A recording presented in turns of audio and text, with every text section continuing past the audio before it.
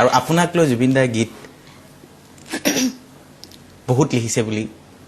বহুত লিখিছা নেকি আছে কেইটামান গান আছে এই মুহূৰ্তত আমি জনাব পাৰো নেকি কোন খুবেই জনপ্ৰিয় গান কোনকেইটা গীত আজি আমি দৰ্শকসকলক জনাম এই অনুষ্ঠানৰ মাজতে আপুনি গৰিমা বৌক লৈ লিখা গীত আছে আচলতে সেই ফিল্ডটো লৈ পেলাই সদায় মই গান ফিল্ড লৈ পেলাই লিখোঁ আৰু নিজে মই কেতিয়াবা মই ছোৱালী হৈ পেলাই লিখোঁ ৰিচেণ্টলি এটা গান লিখিছোঁ নতুন চিনেমাখন হৈ আছে গানে কি আনে বুলি য'ত মই এক্টিঙো কৰিছোঁ আকৌ পূজাৰ পিছতে মোৰ শ্বুটিং ষ্টাৰ্ট হৈ গ'ল চ' তাত এটা গান মই লিখিছোঁ শালিকি পোৱা বুলি তাত মই নিজে ছোৱালী হৈ পেলাই মই ভাবি লৈ পেলাই লিখিছোঁ ছোৱালী এজনীয়ে কেনেকৈ ফিল কৰিব এইটো বৰ টান কাম আৰু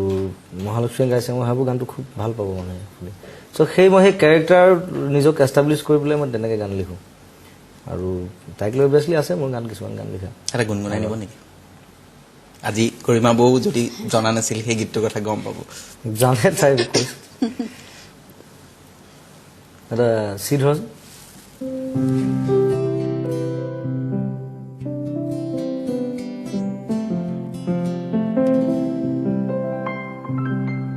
ষ্টেজতো গাওঁ চিনাকি গান জ্বলি উঠা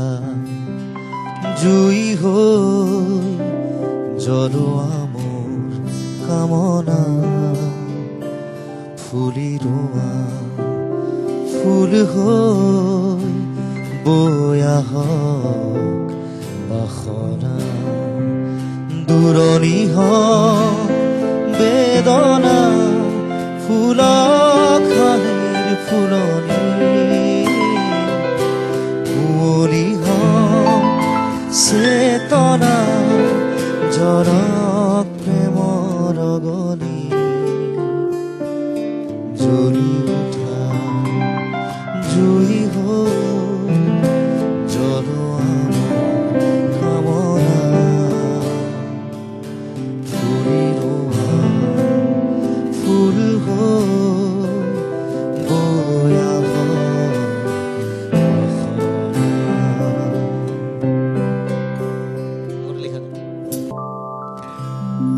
বৈ মোৰ জানৈ আকাশখন ধুনীয়া মোৰ জানৈ তৰাৰে জিলিকা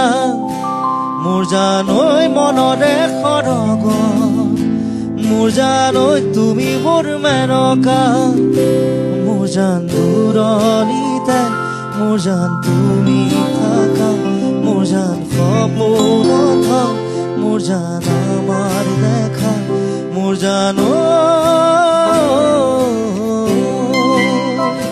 মোৰ জানৈ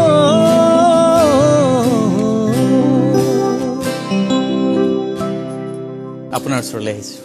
যেতিয়া এজন লেখকে এখন কিতাপ কাৰোবাৰ নামত উৎসৰ্গা কৰে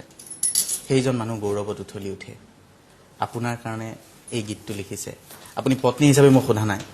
কেনেকুৱা অনুভূতি হৈছে মোৰ কাৰণেতো কোনোবাই যদি গীত তেনেকৈ এটা উৎসৰ্গা কৰে মইতো ক'ত থাকিম ক'ত নাথাকিম মোৰ তেনেকুৱা লাগিব আপোনাক যদি মই সোধোঁ আপোনাৰ কেনেকুৱা লাগিছে নিশ্চয় গানটো যেতিয়া লিখিছিলে তেতিয়াতো মই তেওঁৰ প্ৰেমিকা আছিলোঁ তেতিয়া আমাৰ বিয়া হোৱা নাছিলে গতিকে খুব ভাল লাগিছিলে তেতিয়া আৰু মানে মোক লৈ লিখিছে বুলি মোৰ ভাল পোৱা মানুহজনে তেতিয়াতো ক'বই নালাগে আৰু যেতিয়া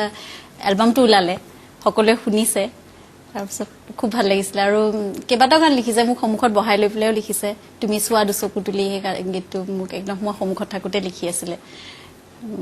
তেতিয়া ভাল লাগে আৰু মানে মোৰ প্ৰশংসাত লিখা নিচিনা লাগে এইটো শব্দবোৰ গতিকে খুব ভাল লাগে মই আপোনাক সুধিছোঁ জুবিন দাই যি ধৰণে কাম কৰিছে সেই ধৰণৰ কাম এইখন অসমৰ আৰু এজন ব্যক্তিয়ে কৰি থৈ গৈছে ছবিৰ ক্ষেত্ৰত সংগীত পৰিচালনা গীত লিখা মই সকলোৰে শ্ৰদ্ধাৰ ডক্টৰ ভূপেন হাজৰিকাৰ কথা কৈছোঁ আৰু বহুতে এতিয়াও চৰ্চা কৰে আমি আলোচনা কৰা শুনো যে ডক্টৰ ভূপেন হাজৰিকাৰ পিছত অসমত যদি কোনোবা এগৰাকী শিল্পী আছে সেইগৰাকীয়ে জুবিন গাৰ্গ এই ধৰণৰ কথা হয়তো আপোনাৰ কাণতো কেতিয়াবা পৰিছে সেই কথাটোৱে মই সুধিছোঁ যে আৰু দীঘলীয়া এটা যাত্ৰা আছে অসমবাসীয়ে ভাৰতবাসীয়ে জুবিন গাৰ্গৰ পৰা পাবলগীয়া আছে আপুনি গোটেই বিষয়টো কেনেকুৱা ধৰণে অনুভৱ কৰে সেই অনুভূতিটো অসমবাসীৰ তেনেকুৱা বহুতৰ অনুভৱ এজন দুজন মানুহৰ নহয় বহুতৰ মুখত মই শুনিছোঁ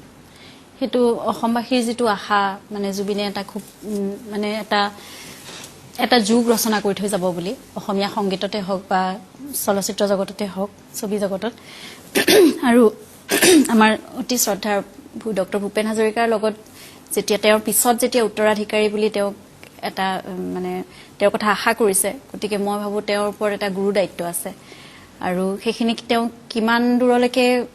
মানে সাকসেসফুল হ'ব হেতু কথা ক'ব নোৱাৰো কিন্তু নিজৰ কৰ্তব্য তেওঁ কৰিব লাগিব আৰু সেই দায়িত্বটো তেওঁ এতিয়া বহুত বেছি বাঢ়ি গ'ল আচলতে অসমবাসীৰ আশা গোটেই দেশ